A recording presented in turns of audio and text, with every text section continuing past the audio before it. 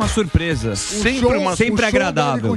Exatamente. Agora o papo vai ser espetacular. Posso chamar? Claro. Por favor. Nossa vinheta agora, na verdade, não é nem vinheta. É nosso convidado. Vai lá. No programa de hoje, um especialista em cabala, sonhos, numerologia e astrologia judaica. Nossas escolhas.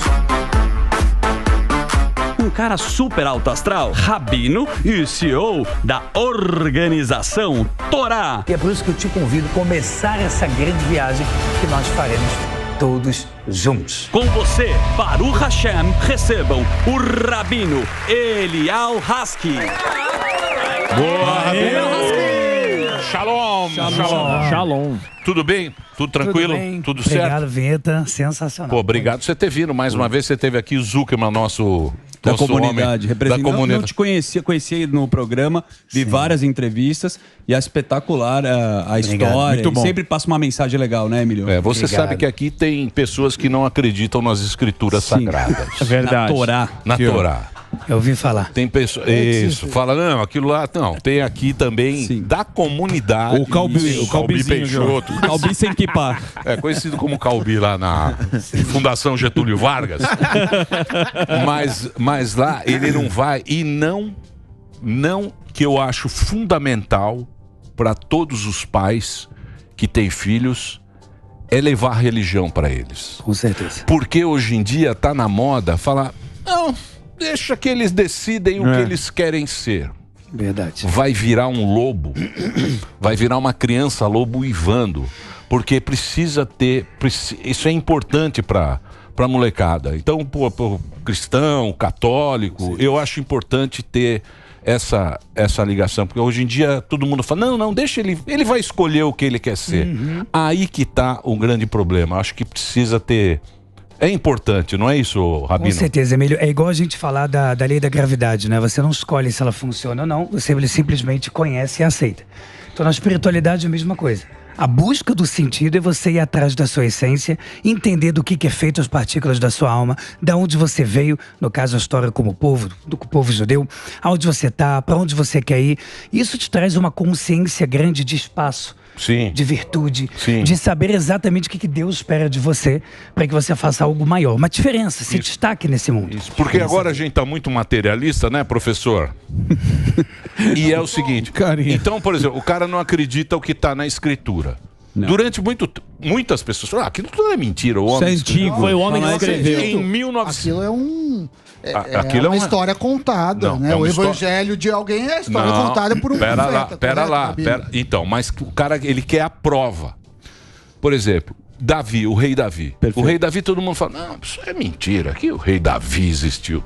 Em 93 ou 95, o arqueólogo encontrou, e ó quanto tempo tem a escritura. Sim. Tem muito tempo. Em 93, 95, precisou a ciência, falou, não, tá aqui, ó. Ele encontrou lá. Estilingue. Tô mentindo ou não? A cidade de Davi toda foi encontrada. Exatamente. Moedas, foi casas, quando? Foi tudo que eu tinha, quase 3.000 anos atrás. É. A história do rei Davi. E hoje em dia você passeia. Então, mas por que a gente precisa dessa prova científica de que isso existiu realmente? Por exemplo, o Maimônides, ele fala, um maior filósofo do povo judeu, que ele explica muito no livro Guia dos Perplexos sobre Platão, Aristóteles. Ele fala que, de fato, Deus ele nunca vai jogar na sua cara a sua existência, a não ser no momento de que o mundo está para ou ser destruído ou para continuar. Como na entrega da Torá no Monte Sinai, que se o povo hebreu não aceitasse a Torá, o mundo, junto com as escrituras, para todos os povos, não teria sentido, não teria um propósito maior. Então, a partir do momento que Deus ele faz coisas como no Monte Sinai, ele tira o teu livre-arbítrio. E isso não é para acontecer de forma geral. O intuito todo da vida é que você tenha o livre-arbítrio para fazer suas escolhas. Então, Deus ele quer que você chegue por razão, por discernimento, por lógica. Sim. Porque a partir do momento que você é escravo de algo que é jogado na sua cara e você não tem mais opção, você tende a ter raiva. É igual se alguém todo dia te dá R$50 e você precisa disso para sobreviver. Chega um momento que você não ama mais aquele cara que te dá R$50, porque ele diz, o que você está fazendo com o dinheiro? Eu não sei se eu vou te dar amanhã, hein? Tô vendo que você está passeando muito no centro. Não é exatamente o que você precisa. Tem uma hora que você começa a sentir, caramba, eu não quero mais sentir a obrigação de precisar dele. Eu quero ter o poder de escolha. Eu quero escolher através da minha essência com o que eu quero me conectar. Então, mas o Deus é muito inteligente, Zuckerman. Tem gente aqui que não acredita. Eu vejo isso o tempo inteiro. Porque é isso que você falou, Rabino.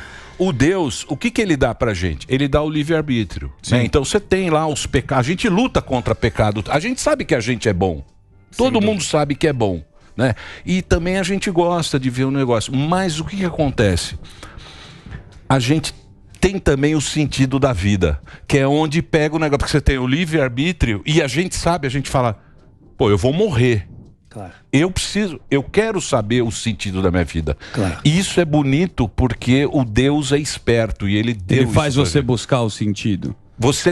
A gente busca o sentido da vida. O tempo inteiro. O tempo inteiro você está buscando o sentido da vida. Mesmo com o livre-arbítrio, né? Porque... Mesmo com o livre-arbítrio. Você tem o livre-arbítrio, você faz o que você quiser da tua vida. Exato. O rei Salomão, por exemplo, ele fala que se está difícil para você enxergar um pouco o propósito da vida, vai, por exemplo, para um cemitério. Imediatamente bate, né, aquele impacto de pensar, caramba, absolutamente tudo que eu conquistar nesse mundo de modo material não vou levar. Por isso que a Kabbalah fala que quando o bebê, quando nasce, uma das primeiras coisas que ele faz é ter o reflexo de fechar a mão. E uma das primeiras coisas que acontece quando uma pessoa falece é abrir as mãos. E a Kabbalah fala, quando o ser humano veio ao mundo, ele tem a certeza que ele vai levar tudo. Tudo é meu. Tudo eu vou conseguir abraçar. Quando ele vai embora desse mundo, ele tem a maior certeza que ele leva solta. Nada. Tem uma frase judaica muito bonita. Se você tem, botar aqui em real, R$100, e você pega R$20 e dá para alguém que é necessitado, quanto te sobra? A Torá fala, não é 80, te sobrou 20. Porque esses 20 que você fez caridade vão ser seus para sempre. Isso ninguém tira de você. Essa virtude, esse passo espiritual que você deu, não tem como arrancar. Boa. E talvez é isso que gerou tanta raiva em Hitler, quando ele fala no Mein Kampf que um dos motivos todos que ele fez o que fez era para exterminar o povo judeu, é porque ele via que tinham situações no campo de concentração que os judeus eram mortos em datas festivas, que eles continuavam cantando para Deus, continuavam se unindo, continuavam se abraçando, e eles se conectavam com algo que você não tinha como arrancar. Você não tem como apontar uma arma e dizer, deixe de acreditar nisso. E o povo judeu, ele tem essa característica de perseverança. Foi na Inquisição, foi nas Cruzadas, em várias épocas da história, o povo judeu, por um tempo, foi obrigado a mude de religião. A gente não quer mais que você fale dessa Torá, que ela parece ser a mãe de muitas religiões. Vocês não são nada disso. E vem a raiva, e às vezes vem até a inveja. Porque o povo judeu já passou poucas e boas, tem pessoas de todos os tipos, mas é um povo que se levanta com facilidade. É um povo que não fica pedindo, por favor, me dê cota para tudo, por favor, me considere um coitado, por favor, me dê um direito. Não, a gente conquista, não tem problema. A gente acredita em Deus, acredita que ser humilde, honesto, ter virtudes, faz com que a gente conquiste as nossas coisas e a gente pode chegar lá. E eu acho que isso deveria gerar, acho que mais empatia, mais abraço com o mundo, mas às vezes gera o próprio antissemitismo. Mas se ajuda, né? Desculpa. Então, mas você vê, né? Agora, esse antissemitismo tá forte, né? Tá voltando. Sem ser nos Estados Unidos teve um aumento gigantesco. Porque o Holocausto faz muito tempo e as pessoas passam a... Isso fala que não aconteceu. No Irã, anualmente, você tem um combate lá de historiadores para quem consegue provar melhor que o Holocausto não aconteceu. Então, isso é assustador. É assustador porque é uma forma de dizer, olha, além do povo judeu, você vê muita gente que está bem financeiramente, tem muito judeu. Na verdade, não é que tem muito judeu rico. Tem ricos que são poderosos demais, que são judeus. E ajudam. E os ricos, acho que Israel não tem mendigo, tem poucos mendigos. Ele é uma social-democracia que deu certo. Não, mas eu digo da Tzedakah. Eu queria que você explicasse um pouco o que é Tzedakah. A Tzedakah, no Brasil, no Ocidente, ele perdeu um pouco a moral. O que é corrupção religiosa? Tzedakah significa justiça através da caridade. Tá. Então, existe um mandamento da Torá através dos 10%. O famoso dízimo, Sim. que é um nome que ficou extremamente polêmico, porque tem gente ficando trilhardário, andando de Ferrari, para que eu estou dando dízimo? Do povo judeu, em Israel, por exemplo, você não pode aceitar. Você não tem o direito de aceitar alguém sendo mendigo e você comer do bom do melhor. Então, per capitamente, o país que tem o maior número de ONGs do planeta é o Israel, porque se você vê algum mendigo, ele tem que imediatamente ter um apartamento, ele tem que ter um local para morar direito, ele tem que ter um local para trabalhar, e isso é visto de verdade. Não é só um programa, sei lá, uma vez por ano na televisão e que lindo, um bate-palma. É real. As pessoas não passam fome em Israel. Não existe isso. Tem pessoas que reclamam. Eu em Israel fazia parte do trabalho, Palhaço da Alegria, de ver pessoas doentes e muitas vezes necessitadas. Tinham pessoas que falavam, Rabino, pede para parar de mandar tanta cesta, porque eu recebo 3, 4 cestas repetidas, estraga a comida. Então, esporro, às vezes o cara te dá um esporro até pela intimidade. Pra parar de ajudar. Chega de trazer, tá me incomodando. Mas ele fala isso até pela intimidade, pela simplicidade de poder te dizer isso um irmão contra um irmão, que tá bom já o que vocês mandaram. E eu acho isso fabuloso, eu acho isso único. Porque eu acho que se em todos os lugares do mundo isso se repetisse, a gente não ia ter essa pobreza, esse sentimento que eu tenho. Eu passei 15 anos em Israel, estou agora 4 meses sendo rabino de um colégio judaico Bar Ilan, no Rio de Janeiro, que é fenomenal. E você anda na rua e vê mendigos sem parar, faz se sentir muito mal. Você Rabino, se sente mal. Rabino, a gente estava conversando aqui antes, senhor, chegar sobre... Tava com aquela história se Estados Unidos achou OVNI, não achou OVNI. Pelo menos na Via Láctea se estima mais ou menos 50 galáxias no mundo, mais de 100 bilhões. Como que a religião judaica entende outras galáxias, vidas inteligentes podem ter? É o mesmo Deus? É outro Deus? Como que é a leitura judaica? Lá vem ele. Ele quer chegar no dinossauro. Ele quer chegar no dinossauro. Não vou, não. Eu tô perguntando da galáxia. Se Rabino acredita em ET. Não, eu quero saber como que é a visão judaica disso. Bom. Eu já falei várias vezes. Para um rabino, eu acho que você pode perguntar qualquer coisa. Com certeza. Assim, eu não tô falando que é certo ou errado. Tô perguntando a leitura da Existe judaica. base na Torá, existem algumas passagens judaicas que falam sobre a possibilidade de vida lá fora. A Kabbalah fala sobre isso. O livro foi escrito há quase 2000 anos atrás pelo Rabbi Shimon Bar Yochai, mas ele é falado oralmente desde Avraham, o primeiro patriarca.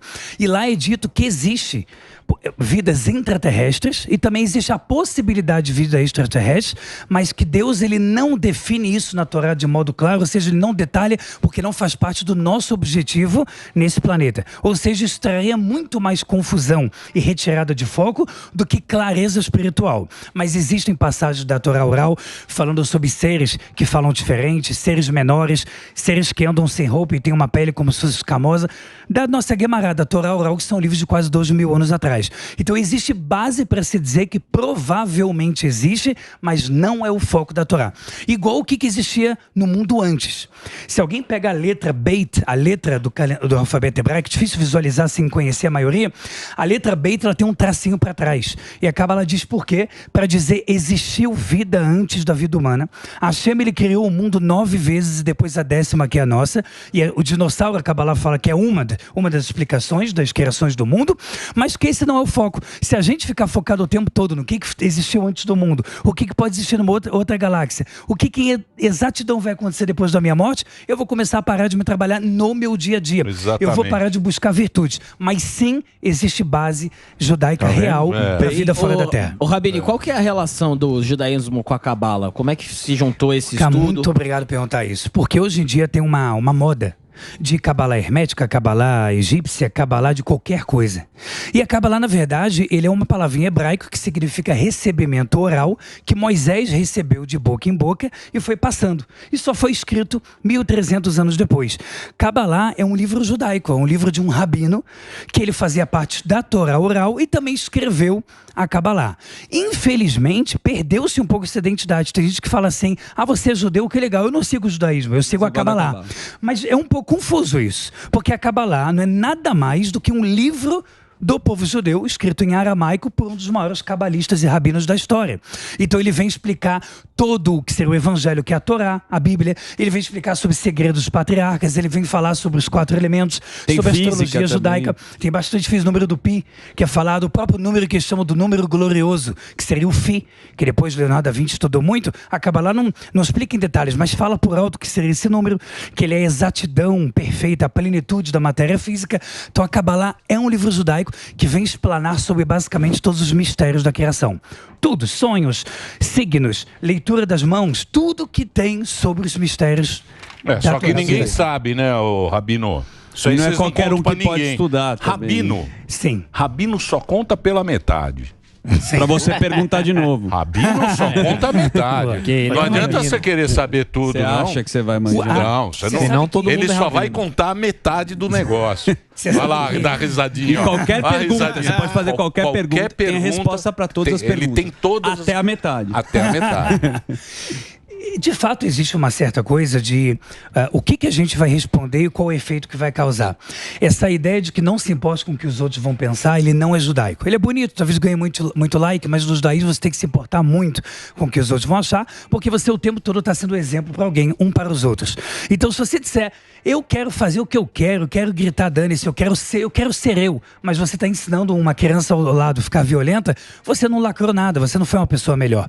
Então, no judaísmo, a gente tem que se importar o que vão pensar. Então, muitos estudos, até é complexo falar disso a fundo, mas tem muitas passagens da Torá que a gente resolveu não expor mais ao público ao longo dos milhares de anos, porque podem levar a um pensamento dúbio, podem levar até raiva, brigas entre, por exemplo, principalmente cristãos e judeus. Então o povo judeu ao longo dos milênios tiraram várias passagens até do que a gente acha sobre Jesus. A gente tem a história dele em várias passagens da Torá que não são enaltecidas como no catolicismo, então a gente tirou. Falou, para que gerar raiva? Vamos tirar isso, deixa algumas cópias em Jerusalém, em alguns lugares de estudos de Cabalá e chega. Não vamos falar mais disso. Ô, Rabino, essa questão aí de interpretação dos sonhos que o senhor falou, como que isso afeta a vida da pessoa? Como isso vem? Vem como uma espécie de premonição que no subconsciente traz isso para a pessoa, e como que a pessoa consegue interpretar? Porque a gente lê às vezes, tá lá, sonhar com um dente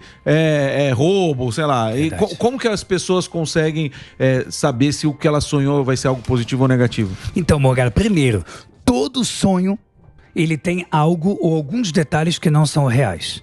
Mesmo um sonho que é verdadeiro, que vem com uma premonição. Número 2, que até antes deveria falar, a maior parte esmagadora dos sonhos também não são reais.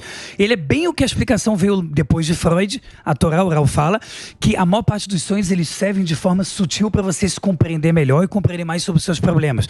Por exemplo, a Torá fala que cair de lugares altos representa normalmente insegurança, falta de autoconfiança. Para que isso serve? Para você trabalhar isso com alguém. Com terapeuta, com um rabino, dependendo do caso que você trabalhe. Então a maior parte dos sonhos são um espelhamento do que você está vivendo na tua consciência. Alguns sonhos têm realmente sinais claros. Por exemplo, dente caindo, pessoas chorando à volta e não aparece mais nada no sonho. Normalmente representa falecimento, normalmente. Sentir cheiro ruim ou junto com o dente caindo, também.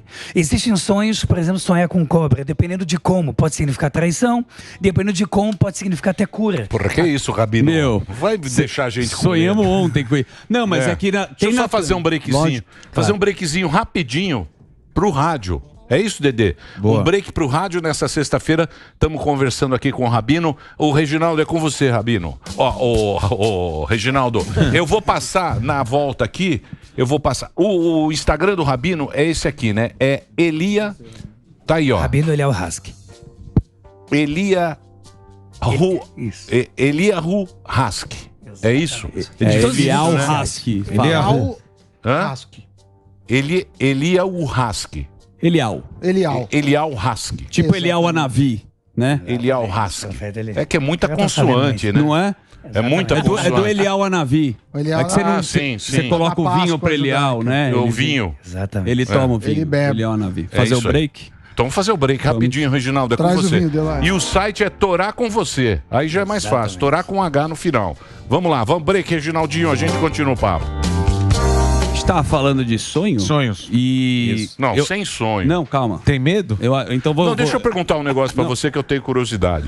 Estão fazendo o Vai na templo. Shabbat, então. Você sabia que estão refazendo o templo em Israel? Não sabia? Não sabia? Não sabia. Estão refazendo o templo, Agora você sabe. não é? Existe uma preparação, né? Existe um instituto chamado Mahon HaMikdash, que é uma preparação para o terceiro templo, na qual, na visão judaica mais antiga, que é ortodoxa, a gente não pode construir nada especificamente do templo, mas a gente pode fazer os preparatórios. De acordo com Ezequiel, Isaías e vários profetas, Mashiach, que é o Messias, quando ele chegar, ele vai conduzir a gente a construir o Beit HaMikdash. Primeiro a Torá fala... Então ele está chegando. Eu acredito que sim, porque a própria Torá fala que existe existe uma guerra chamada Gog e Magog, que é uma grande guerra que é dividida em 3 partes. E ela fala que uma vai acontecer na Europa, a segunda vai acontecer na Europa e a terceira vai acontecer no Oriente Médio. E ela diz que os persas vão se levantar, os radicais hoje em dia, e vão tentar destruir Israel. Isso está na Cabalá, isso também está em Ezequiel, capítulo 38. E se você olhar hoje, faz muito sentido. O Irã é um dos países que mais promete apagar Israel do mapa, repetidamente falado isso. Então, se acredita, é uma possibilidade que daqui vai sair uma guerra que pode aumentar. E a Torá fala que a maior parte do povo judeu já estará em Israel. O fruto de Israel vai florescer na mão dos judeus com muito sucesso. E isso faz muito sentido, porque no deserto, hoje em dia, a gente consegue ter frutas de qualidade e exportar para o mundo todo, que é logicamente difícil. E em seguida está escrito que vai chegar Mashiach. Então, isso gera muita esperança. Imagine em 1948, quando a gente pisou em Israel de volta, 2000 anos sendo realmente perseguidos, voltar para Israel e ver de novo nossa casa é um milagre. E ver que esse cenário, com esses sinais estão acontecendo novamente devagarzinho, é um milagre maior.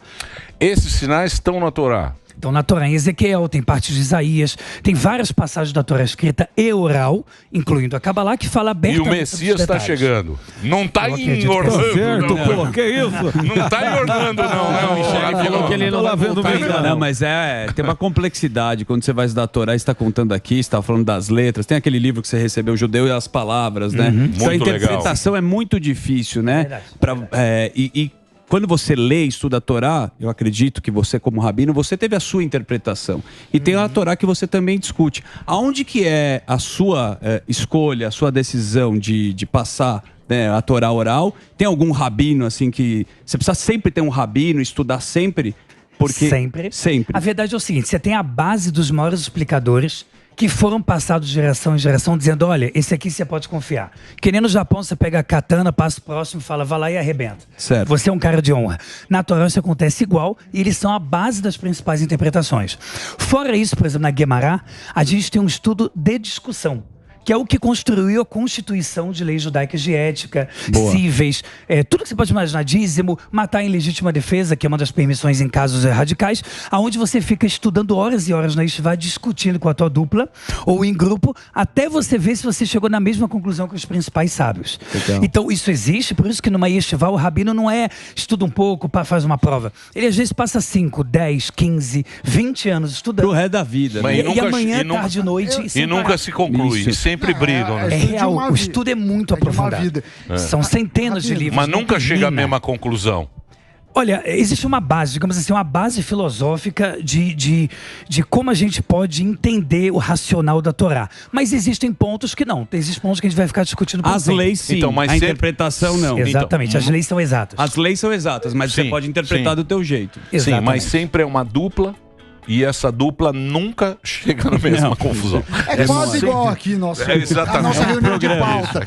Rabino, você comentou da Europa, que tem uma referência de uma guerra no Oriente Médio. Existe alguma referência na região que fica o Brasil? Interessante. E qual que é na Torá? Porque eu já tive estudos judaicos, mas eu não era muito bom, mas eu fiquei curioso. Então, tem um historiador que ele trabalha dando aula em Haifa, norte de Israel, e uma vez eu tive o mérito de conversar com ele, e ele fala que existem alguns rabinos ao longo da história, ou seja, isso não está na Torá, nem escrito nem oral, que dizem que o rei Salomão, quando foi buscar o chamado ouro vermelho, chamado de Parvaim na Torá, ele só conseguia achar no hemisfério sul, onde um dos locais que ele esteve foi o Brasil.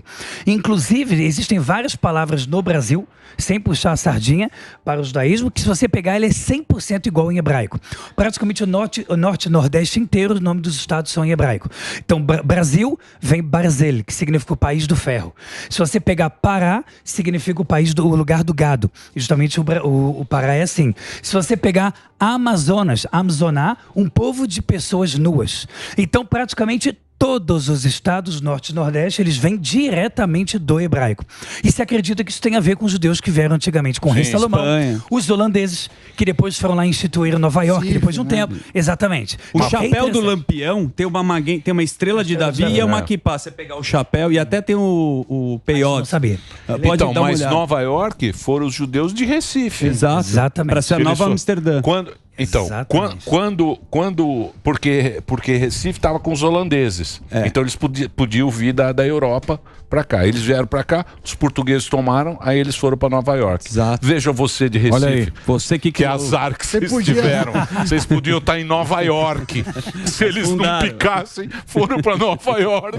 Olha o que sobrou. Não é? Hein, Rabino?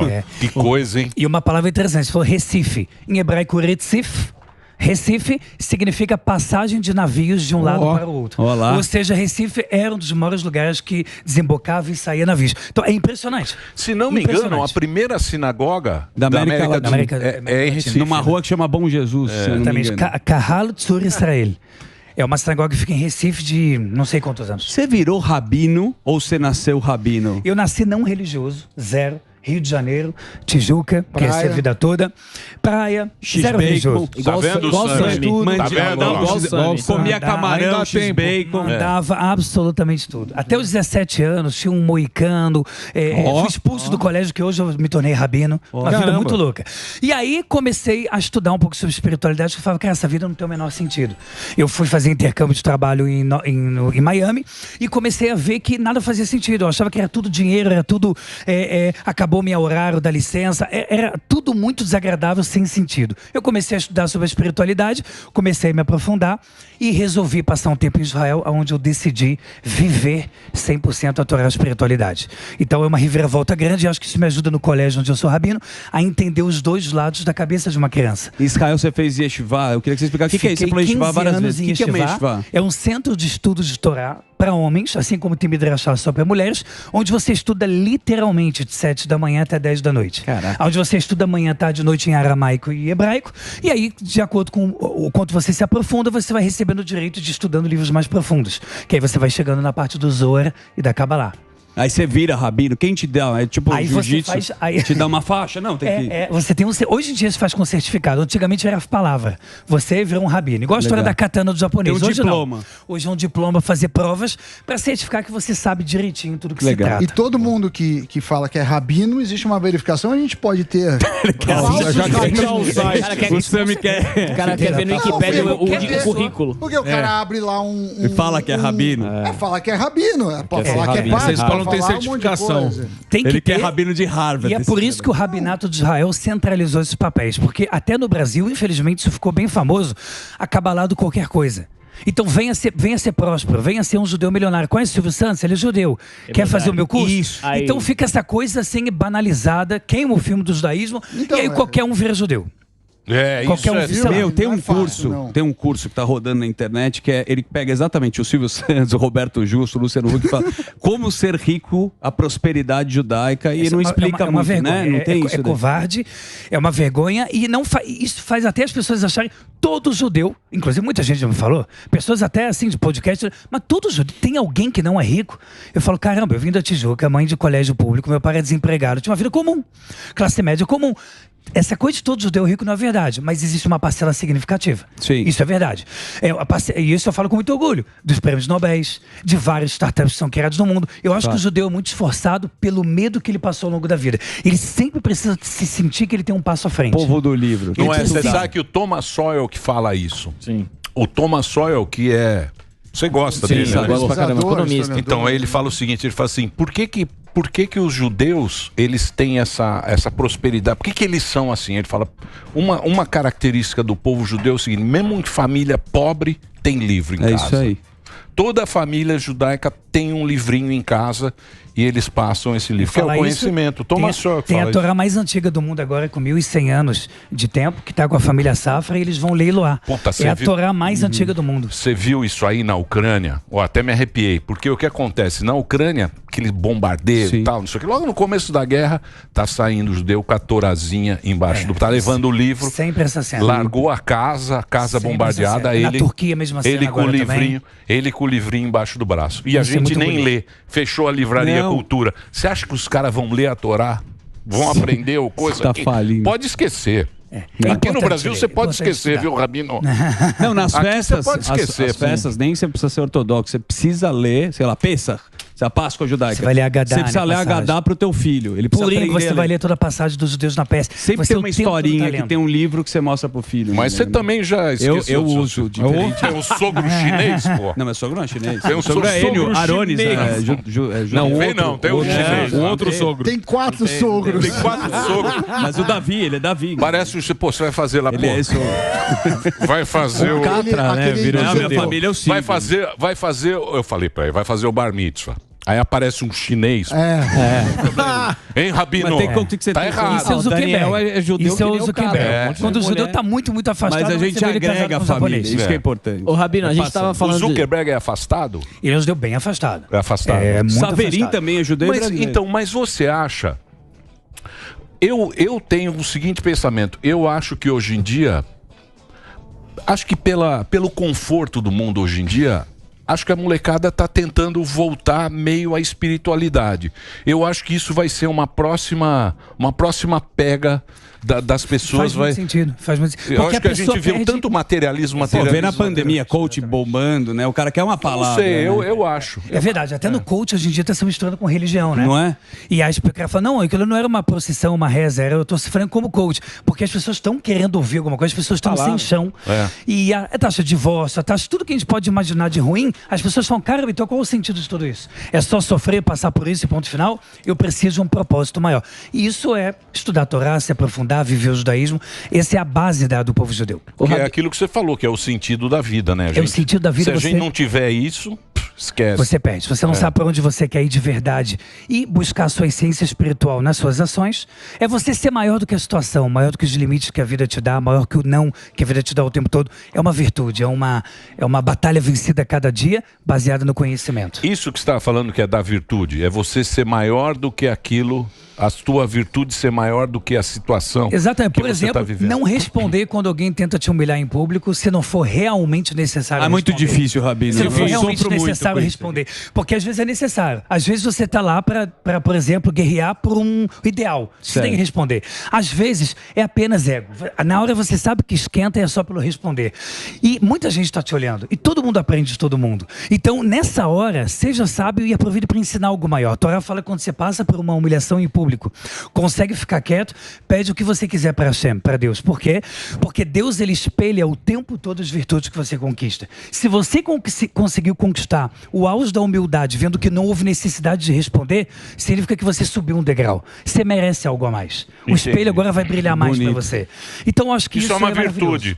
Isso é uma virtude Você não dá real. bola pra torcida. Não respondo mais o velho. Uma frase muito bonita pro pessoal refletir.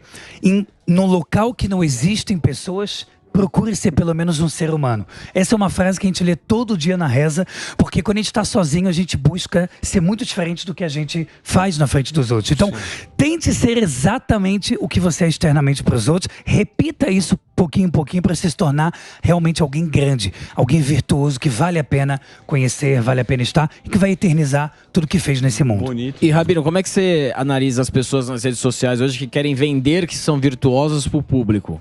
Eu acho que isso para mim também é um dilema pessoal. Eu falo com a Camila que está aqui, nossa equipe, caramba, como é que a gente faz para vender um curso sem parecer que a gente está vendendo um produto como se fosse um pastel na feira? Sim. E não tem problema nenhum vender pastel na feira, mas que parecer que algo espiritual é assim é ruim. E por outro lado, você tem um projeto, que você tem uma equipe, que você precisa que entre recurso para manter. É muito difícil, é um dilema. Agora a gente está para lançar um curso e alguém falou, não, fala sobre a prosperidade desse. Eu falei, mas desse jeito eu vou estar mentindo, eu vou estar enganando. E eu sei que é ruim, e ao mesmo tempo eu sei que vai vender. Vai vender muito se você falar certas palavras-chave. Se você mostrar uma vinheta mostrando a vida do Silvio Santos, do Roberto Jutti, e falar que você sabe a chave e vai entregar na mão, você fica milionário. Mas você está sendo um baita de um charlatão. Boa. Então é um dilema que você tem que passar por isso o tempo todo. E tem rabinos que você conhece, Rabino Dudu, rabinos sérios, que ficam também nesse dilema. Como eu posso passar um assunto sério sem estar banalizado? É um dilema, não sei te dar a resposta perfeita, mas eu acho que a gente tem que ser muito sério. Alguém não tem como pagar, então prova que não era só pelo dinheiro. Dá de graça para aquela pessoa. Sim. Procure ser verdadeiro. E eu acho que assim você vai ensinando algo de bom para o mundo e vai aprendendo também. É isso que a gente faz nas redes sociais. Há 7 anos a gente tem o programa Torá com você. E hoje, com muita alegria, estou trazendo esse trabalho para um colégio também judaico, o maior colégio judaico do Rio de Janeiro, que é o TTH Bar-Ilan, e um movimento juvenil sionista chamado Bnei Akiva. Onde a gente trabalha como se fossem uns coteiros, que é basicamente valores judaicos, viajam para Israel. É isso. É você trabalhar a juventude para rebuscar as juventude tipo a Hazit, que tem a juventude de Israel é bem louca. É bem louca a juventude de Israel. É muito 880. Israel é um local muito 880. O Enarguilé. Israel é um lugar bom pra morar, viu, Zuzu? Eu gostaria. Você sabe que eu não conheço Israel. Molecada lá. 15 anos eu estive em Israel. Pra Jerusalém. Falo pra você, é incrível. É único morar em Israel, é único. É algo realmente que é valioso. Você se conecta com a espiritualidade de modo muito natural. Eu me considero mais judeu que o Zuckerman. Você procurou dinossauro lá. O que ele tem da comunidade é dinheiro. Não, ele é um bilionário. Ele não faz uma doação, não faz uma tzedakah. Ele não dá valores. Ele tem todos os princípios e valores judaicos. Eu educo o meu filho sobre os Pililico? O quê? Pililico tem princípios judaicos. No iPad tem um Papai Noel e um rabino pra ele escolher. Esse é o da sua ex lá. Ele tem um filho com Papai Noel que você prefere, Pililico. Ele fala, ó, você que escolhe aí, o Papai Noel, não sei o quê. Educa, quero Papai Noel. aqui. Não, eu acho que é importante para moleque, quem tem filho pequeno, não deixar que o mundo leve o... E um dos princípios judaicos é estudar muito qualquer coisa, o conhecimento é mas muito... Mas a Cabala... E eu estudo muito, eu vivo do meu dinheiro, não vivo de herança, a Cabala... de nada. Agora tá justificando. Não, porque senão dá pra achar que as coisas são só porque você nasceu judeu. Sim. É ruim essa Mas a Cabala só os rabinos sabem. E tem que estudar muito. Sim, eu não sei. Não é da Madonna. Porque sabe onde é que é, né? Você sabe onde tá a pega, né? Nas entrelinhas. Não, tá no Adão e Eva. Na criação? Gênesis. Porque é o seguinte, quando Deus fez a gente, ele fez a imagem dele. A gente sabia tudo. A gente sabia tudo. Sim. Tudo o que acontecia. Aí apareceu o quê? Pecado. A cobra. Quando aparece o pecado, que o Adão comete o pecado, ele estava pelado, tranquilo. Tava lá. Sim. Ele andava pelado. O vento vinha fácil. Ele andava pelado. Badalo lá. Abacate. Ele andava pelado e falava, eu sou livre. Eu tô livre. Era lindo. Era tipo lindo. Ventava. Quando ele come a maçã, a primeira coisa que ele fez foi se esconder atrás do arbusto. Aí ele fez assim, ó. Ficou. Por quê? Que é o pudor. Não, pra dentro. porque ali, e naquele momento ali, quebrou essa ligação que tá na Cabala. Mas pra você saber, sabe, é outro. Esses mistérios é só com o rabino. Só. E ele só conta metade. Só a metade. Ele não conta que a cobra tinha mão, tinha perna, ele não fala pra gente. Mas muito bom você ter vindo aqui, eu acho muito bacana. Eu gosto muito da cultura judaica, da civilização judaica, eu acho muito bacana a gente levar aqui para a audiência do Pânico. Acho muito legal. E, obrigado por você ter vindo aqui. Obrigado vocês pelo trocar convite. Um pouquinho de ideia aqui com a gente. Obrigado também. Nós vamos fazer o Samidana. A gente quer apresentar uma menina da comunidade. Tem que ser. Vamos fazer. Vamos fazer. Uma menina com barba. Pai do Oeste lá do que o Sam. Ele tá com 3 endereços. Isso. 3 contas de luz. E tudo gói, não tem uma que ele tudo gói. Tudo tá suave, deixa ele. Vou falar aqui. Uma vergonha. Começar a falar. Deixa eu passar. Você tem o site. Eu vou passar o site, né? É o site que a gente vai passar. Olha, o @Rabino Eliel Hask, como tá ali, é para me achar em todas as redes sociais. E o site é autoracomvocê.com. Mas a gente está no YouTube, no TikTok, agora também com vídeos incríveis que estão bombando agora no TikTok. A gente começou há poucos meses. Rabino Eliel Hask, dá para encontrar, é muito legal, é genuíno. Você pode estudar de forma gratuita, ninguém te puxa obrigatoriamente para uma landing page para estudar aquele. É genuíno. Caso você queira assinar, ajudar a Autorar com você, que bom. Mas você pode estudar a Autorar de forma gratuita, genuína e original. Isso é o melhor de tudo. É isso aí. E você vai conhecer um pouquinho dessa civilização tão bacana. Não é que, história, né? Que hoje a gente, graças ao Moisés, pô. Moisés. O Moisésão. Lá pra nós. Moisésão. A gente segue. Por isso que a gente tá aqui, graças ao Moisés. Sim. Se não é o Moisés... Que troca uma ideia lá com a Se não é o Moisés que vem com as tábuas, tava destruindo o outro. E quebraram a tábua. Não é? Com certeza. Não é, Rabino? Se não é o Moisés... Né? Com certeza. Muito bem. Então eu vou fazer o break agora. Obrigado mais uma vez, Rabino. Vocês. Obrigado pelo papo. Vamos pro break. Daqui a pouquinho a gente volta aqui na programação da Jovem Pan. Vem pra cá. Acorda, Guerreiro. Moisés, vem pra cá. Bebezinho, tá na hora. Toca.